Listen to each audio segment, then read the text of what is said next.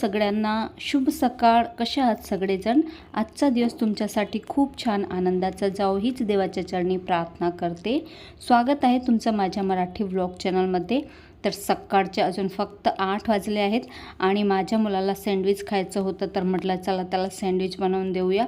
आज 2 healthy recipe मी तुमच्यासोबत share करणार आहे. ब्रेडला ना मी पिझ्झा पास्ता सॉस लावून घेतलेला आहे आणि बघा सगळ्या भाज्या मी चॉपरमध्ये चॉप करून घेतलेल्या आहे. त्यामध्ये आहे काकडी, कोबीज, टमाटर आणि शिमला मिरची. एवढ्या भाज्या मी चॉपरमध्ये चॉप करून घेतल्या आहे, म्हणजे चांगल्या बारीक होतात. मुलं जर भाज्या खात नसतील ना या, तर अशा प्रकारे चॉपरमध्ये जर चॉप केला ना तर त्यांना माहितीसुद्धा पडत नाही की कोणकोणत्या भाज्या टाकल्या आहेत म्हणून. आणि या मिश्रणमध्ये मी फक्त चिली फ्लेक्स आणि ओरेगानो आणि थोडंसं मीठ बस एवढंच टाकलेलं आहे. आणि आता हे सगळं मिश्रण आपल्याला ना जे ब्रेडवरती आपण पिझ्झा पास्ता सॉस लावला होता ना त्यावरती पसरवून घ्यायचं आहे. थोडंसं जास्तच टाकायचं आणि मग वरून पुन्हा थोडासा ओरेगानो टाकायचा आहे. आणि बघा यावरती ना चीज किसून टाकलं की आणखीन छान टेस्ट येते, पण माझ्याकडे आता चीज संपलं होतं त्यामुळे मी नाही टाकलं. आधीसुद्धा मी ही रेसिपी शेअर केली आहे तुमच्यासोबत, पण म्हटलं चला आता पुन्हा शेअर करते तुमच्यासोबत. आणि मग दुसरा ब्रेड याला लावून घ्यायचा आणि मग तव्यावरती ना बटर टाकून याला मस्त दोन्ही बाजूने शेकून घ्यायचं आहे. चांगलं क्रिस्पी होईपर्यंत त्याला शेकून घ्यायचं. बघा एका हातात मोबाईल होता त्यामुळे बरोबर शूटसुद्धा होत नव्हतं, पण म्हटलं चला स्टँडवरती लावण्यापेक्षा असंच शूट करून घेऊया, कारण की सकाळी खूप जास्त घाई गडबड असते ना त्यामुळे. तसं तर हे मिश्रण ना मी रात्रीच बनवून ठेवते, त्यामुळे सकाळी जास्त घाई गडबड होत नाही, कारण मला सकाळी लवकर टिफिन बनवावा लागतो. अगदी 8 वाजेशी माझा टिफिन आणि नाश्ता दोन्हीसुद्धा रेडी पाहिजे ना त्यामुळे. आणि बघा मस्त असं सँडविच बनवून तयार आहे. तर नेहमी मी यावरती चीज टाकते, पण ह्यावेळेस चीज संपलं होतं त्यामुळे मग मी असंच बनवून दिलेलं आहे. तरीसुद्धा असंही खायला खूप छान टेस्टी लागते. चला आता एका मुलाचा नाश्ता बनवला, टिफिन बनवला आणि तो गेला, मिस्टरही गेले. घरची बाकीची सगळी कामंसुद्धा मी पटापट आवरून घेतली. आणि आता मला माझ्यासाठीही नाश्ता बनवायचा होता, तर मी थोडासा हेल्दी नाश्ता घेत असते. आता जेव्हापासून माझी तब्येत थोडी खराब झाली आहे ना, म्हणजे गुडघ्याचा प्रॉब्लेम जेव्हापासून मला यायला लागला आहे तेव्हापासून मी सुद्धा स्वतःची थोडीशी जास्तच काळजी घ्यायला लागली आहे. आणि आत्ता मला थोडासा हेल्दी नाश्ता करायचा होता, त्यामुळे मी ब्रेड तर काही खाल्ले नाही, कारण की त्यामध्ये मैदा असतो ना त्यामुळे.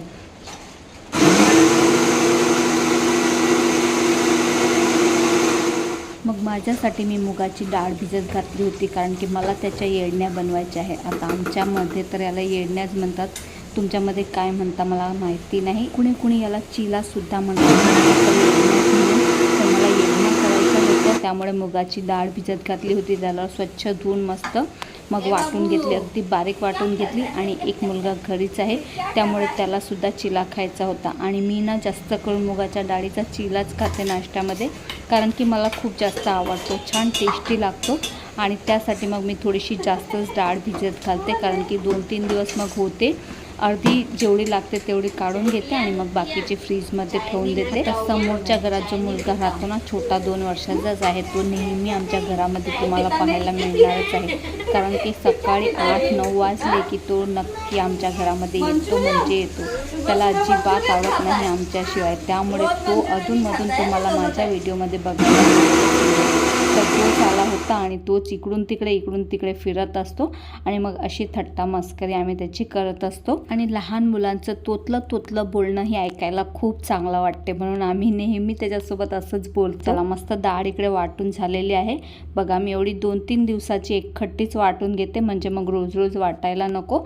आणि आता यातली थोडीशी काढून घेईल, आता जेवढी लागेल तेवढी, आणि मग बाकीची मी फ्रीजमध्ये ठेवून देईन. आता ह्या डाळीचं मिश्रण अगदी पातळही आपल्याला करायचं नाही तर मग चिले बनणार नाहीत.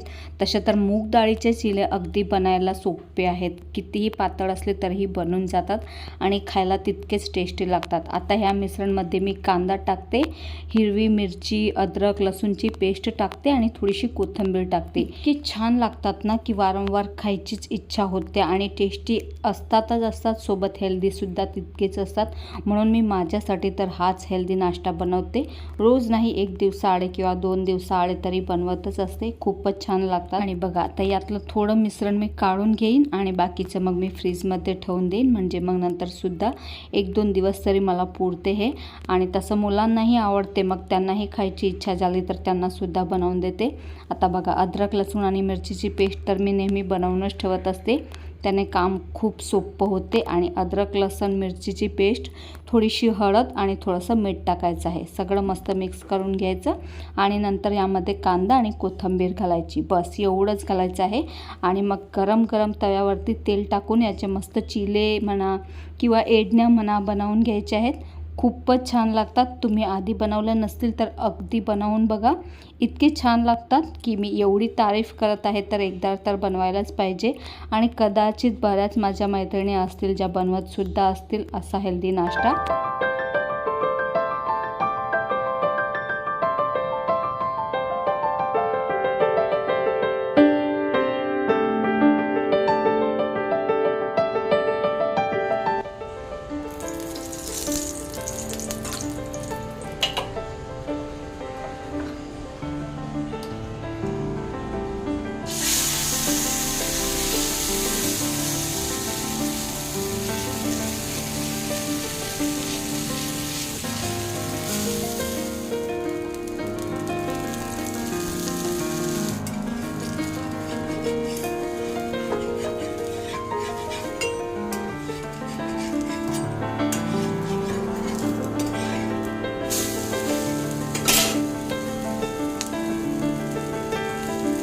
चीज टाकना है बेटा.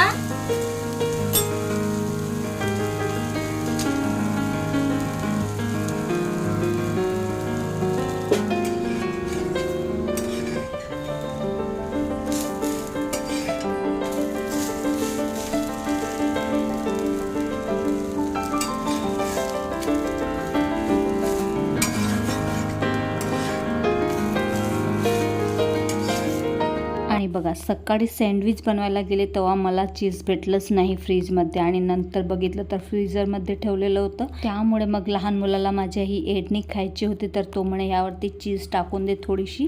तर मग यावरती त्याला चीज टाकून दिलं, आणि चीज टाकून हे खूप छान लागते.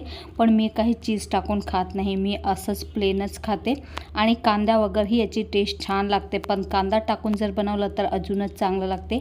आणि म्हटलं आता चला एवढा हेल्दी नाश्ता आहे तर एकीकडे चहासुद्धा ठेवला होता. चहासोबत तर खायला छान लागते आणि पोटही भरलं जाते, म्हणून माझ्यासाठी तर प्लेनच बनवला होता कांदा घातलेला.